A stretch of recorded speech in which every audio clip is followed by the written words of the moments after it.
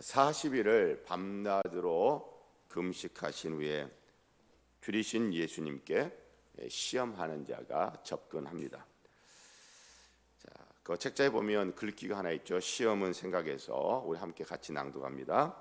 시험은 생각에서 나오지 않는다.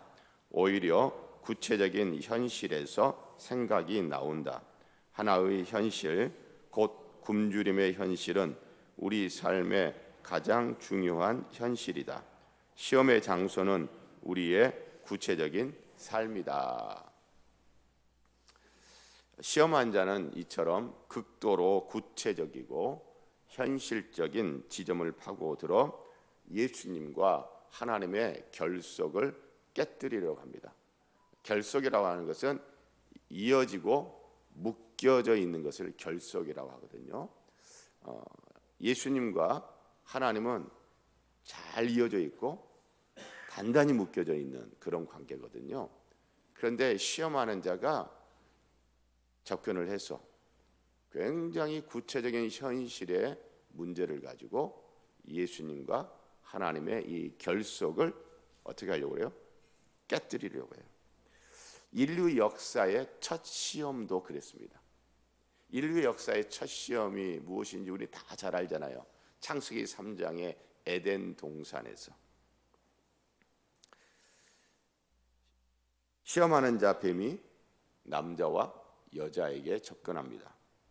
그리고 시험하는 자 뱀은 지극히 현실적인 먹는 것, 선악을 알게 하는 열매를 먹는 것으로 남자와 여자에게 접근을 해서 남자와 하나님의 결속, 여자와 하나님의 결속, 남자와 여자 부부간의 결속을 깨뜨리려고 합니다. 사람과 하나님과의 결속, 사람과 사람들 간의 결속을 깨뜨리려고 하는 시험하는 자. 그렇습니다. 시험하는 자는 나의 구체적인 삶의 자리로 찾아와서, 그래서 나의 삶의 구체적인 삶의 자리가 바로 시험의 장소입니다. 시험하는 자는 다른 곳이 아닌 나의 구체적인 삶의 자리에서 나를 시험을 해요. 시험하는 자는 다른 곳이 아닌 바로 나의 구체적인 삶의 자리에서 나와 하나님의 결속을 깨뜨리려고 합니다. 우리는 매우 구체적인 실제적인 삶의 자리에서 시험에 들기도 하고 시험에 들지 않기도 합니다. 예수님은 굶주림의 현실을 돌로 떡 만드는 기적으로 돌파하라는 시험하는 자의 속삭임을 거부합니다.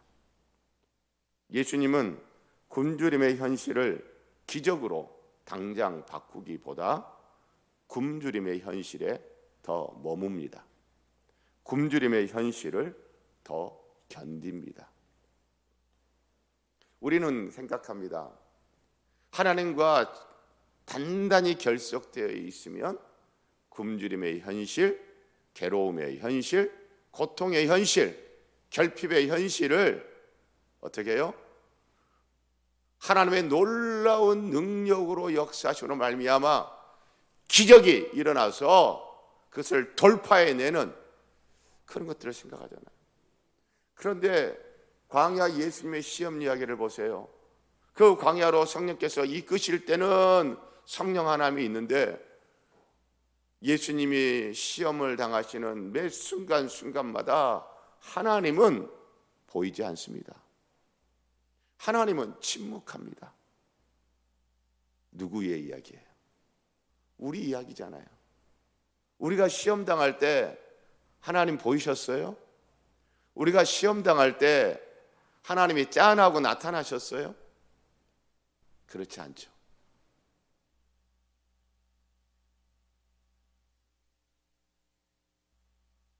기적이 없어요.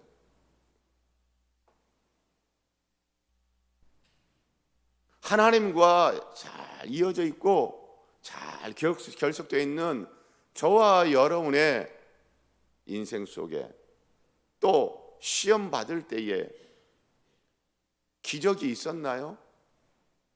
거의 없어요. 기적이 절대 없다라는 말이 아닙니다. 대부분의 경우는요, 기적이 없어요. 예수님도 기적 없이 그 굶주림의 현실에 더 머물어요. 굶주림의 현실을 더 견딥니다. 얼마나 힘들었겠어요. 그리고 예수님은 그 굶주림의 현실 속에서 하나님과의 결속을 재차 확인합니다. 하나님은 침묵하고 계시는데, 하나님은 짠하고 나타나지도 않으시는데, 하나님은 보이지도 않는데, 4절에 예수께서 대답하여 이르시되 기록되었을 때 사람이 떡으로만 살 것이 아니요 하나님의 입으로부터 나오는 모든 말씀으로 살 것이니라 라고 하면서 하나님과 이어지고 묶여져 있는 하나님과의 그 결속을 이제 다시 한번 재차 확인하는 거예요. 뭐 하면서? 굶주림 가운데 더 머물면서. 뭐 하면서요? 굶주림을 더 견디면서. 예수님은 높고 높은 하늘 보좌에 계시지 않고 우리들의 아픔 속으로 들어오셨죠. 인간으로 오신 하나님의 신 예수님은 우리와 함께 울고 웃으시며 우리들의 약함과 괴로움을 몸으로 체험하셨습니다. 예수님은 저 하늘에 계실 때 하나님 아버지와 어떻게 됐어요? 단단히 이어지고 하나로 묶여 있었죠. 그리고 이제 이 땅에 굶주리면은 구체적인 현실에서도 예수님은 하나님 아버지와 단단히 이어지고 하나로 묶여 있습니다. 예수님의 영성은요, 기적 한 방으로 끝내려는 뜬구름 잡는 영성이 아닙니다. 넷플릭스에서 인기리에 방영되었던 폭삭 속았수다 그 드라마 이제 끝났더라고요.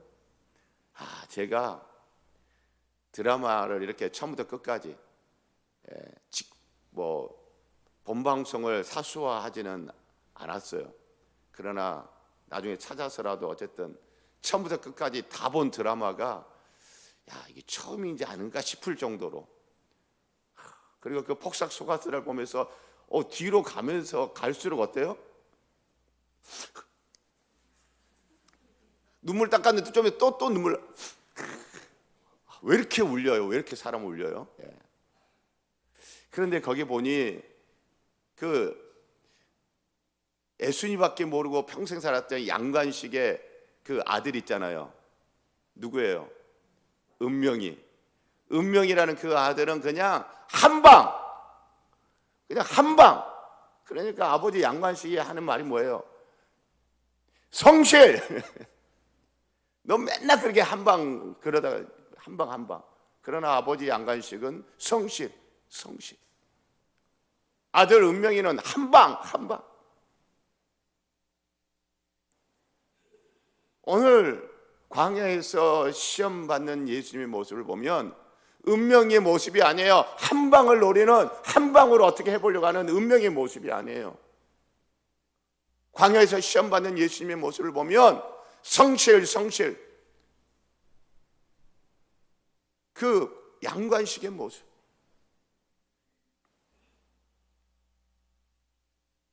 예수님의 영성은 현실을 사는 영성입니다. 예수님의 영성은 일상의 삶에서 하나님과 단단히 이어지고 묶여 사는 현실을 사는 영성입니다. 예수님의 영성은 청소하면서 기도하는 현실을 사는 영성입니다. 예수님의 영성은 교통체증 속에서 에이씨 뭐 짜증나 어우 그게 아니라 예수님의 영성은 교통체증 속에서 노래를 하는 현실을 사는 영성입니다. 이런 현실을 사는 영성의 사람이 있었는데요, 그 중에 한 사람 다윗입니다. 어제 제가 광야가 있는 사람과 광야가 없는 사람의 삶은 너무나 큰 차이가 있다고 하면서 광야가 있는 사람 다윗, 광야가 있었던 다윗은 그래서 어때요? 광야가 없었던 사울 왕과 솔로몬 왕은 쉽게 무너졌지만 광야가 있었던 다윗은 쉽게 무너지지 않았었다라는 그 다윗이 현실을 사는 영성의 사람이었어요. 여러분 다시 한번 다윗을 다시 생각해 보세요. 다윗의 이야기를 생각해 보세요.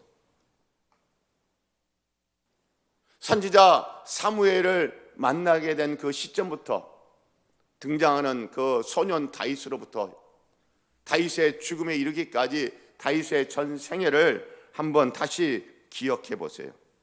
다윗의 이야기에 단 한 번이라도 기적이 있습니까?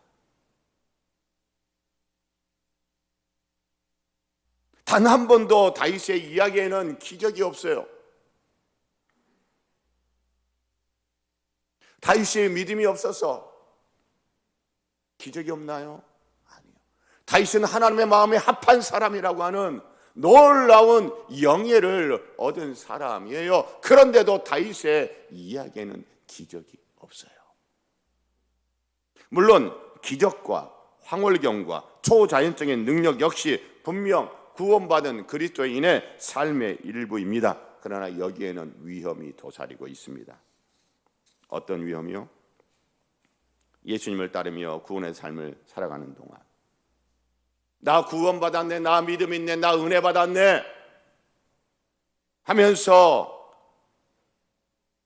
성도의 삶을 살아가는 동안 일상적이고 평범한 길을 부인하거나 피하거나 또는 경시하게 하는 유혹 시험입니다.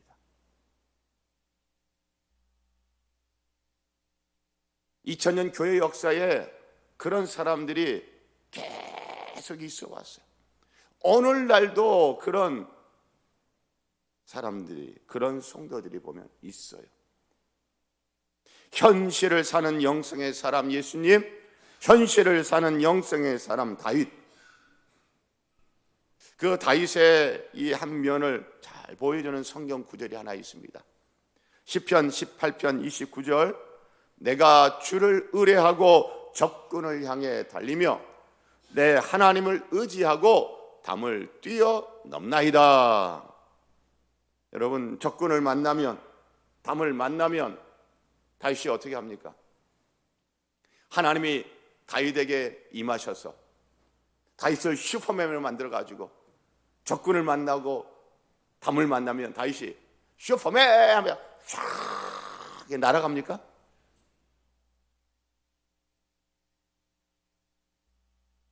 중력의 법칙을 뛰어넘어서 쫙 날아갑니까? 아니요.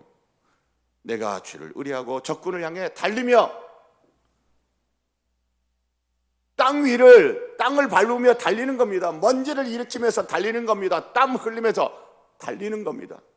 숨을 가쁘게 내쉬면서 하면서 달리는 겁니다.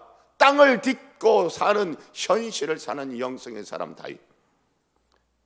담을 만나면, 내 앞길을 막는 담을 만나면 어떻게 합니까? 슈퍼맨 하면서 슉 날아갑니까? 아니요. 내 하나님을 의지하고 담을 뛰어넘나이다. 땅을 디디면서, 땅을 박차고 점프해요. 그리고 손을 잡고 뛰어넘죠. 다윗, 적군을 만나면 기적이 아닌 달리는 다윗이요, 담을 만나면 기적이 아닌 담을 뛰어넘는 다윗입니다. 나를 대적하는 적군을 만나는 구체적인 삶의 자리에서 하나님과 결속하여 전심전력으로 달리는 다윗의 모습, 가장 잘 보여주는 것이 어떤 장면이죠? 골리앗을 향하여 달려가는 다윗.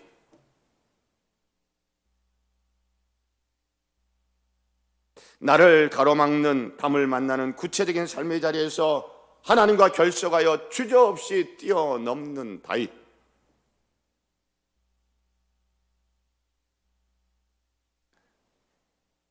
제가 사랑하는 성도 여러분, 여러분과 저의 구체적인 삶의 자리에서 시험에 들지 않으시기를 축복합니다. 여러분 가정에서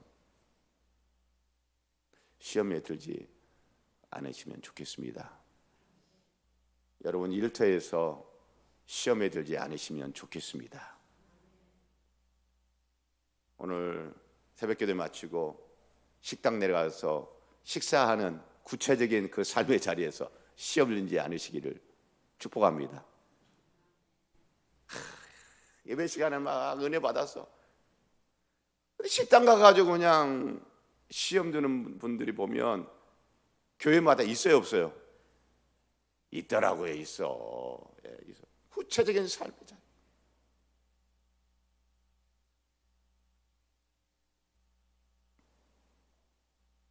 제가 사랑하는 성도 여러분, 우리 각자의 구체적인 삶의 자리에서 하나님과 이어지고 묶여져서 견디고 달리고 뛰어넘고 또 달리시기를 축복합니다. 우리 오늘 말씀을 기억하면서 찬송가 430장 주와 같이 길 가는 것 우리 함께 찬송하십시다. 오늘도 우리 걷고 또 걷고 이 땅을 디디면서 먼지를 일으키면서 다리가 퍽퍽해지면서 힘든데 그러면 또 견디면서 이제 더 못 걸을 것 같은데 더 못 뛸 것 같은데 그러면 또 참으면서 걷고 뛰고 그렇게 현실을 사는 또 한 명의 예수로 저와 여러분이 오늘 하루를 살기를 축복합니다. 주와 같이 길 가는 거 찬송합니다.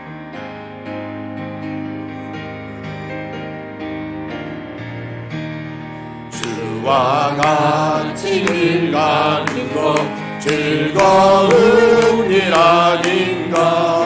우리 주님 걸어가신 발자취를 밟겠네. 한 걸음 한 걸음 주 예수와 함께 날마다 날마다 우리 걸어가리.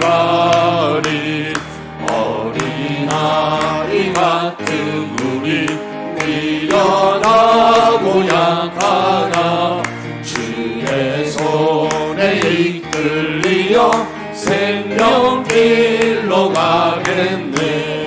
한 걸음 한 걸음 주 예수와 함께 날마다 날마다 우리 걸어가리. 꽃이 피는 들판이나 험한 골짜기라도 주가 인도하는 대로 주와 같이 걷겠네. 한 걸음 한 걸음 주 예수와 함께 날마다 날마다 우리 걸어가리. 옛 선지자의 것같이 우리 들고 천국에 올라갈 때까지 주와 같이 걷겠네. 한 걸음 한 걸음 주 예수와 함께 날마다 날마다 우리 걸어가리.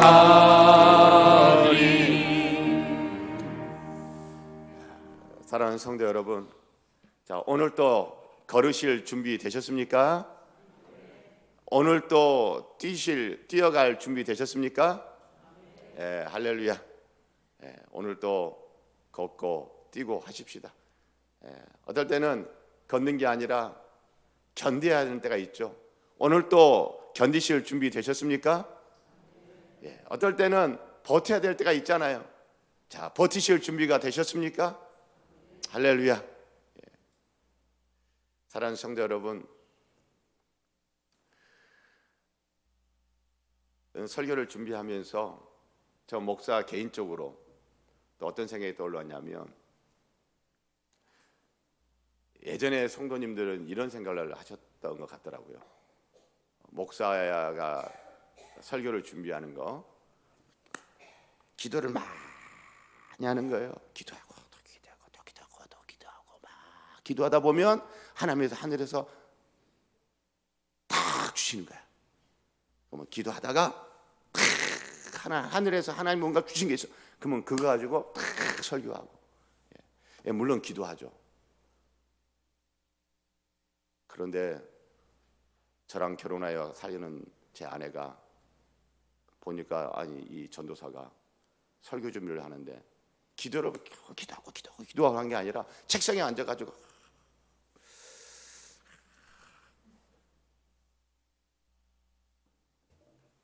저는 그렇게 사는 거예요. 우리 성도님들 일터에 가셔서 열심히 수고하면서 그렇게 사는 거예요. 그런데 그때 시험하는 자가 오는 거예요. 그런데 또 어떻게 살아요? 한 방의 기적이 아니라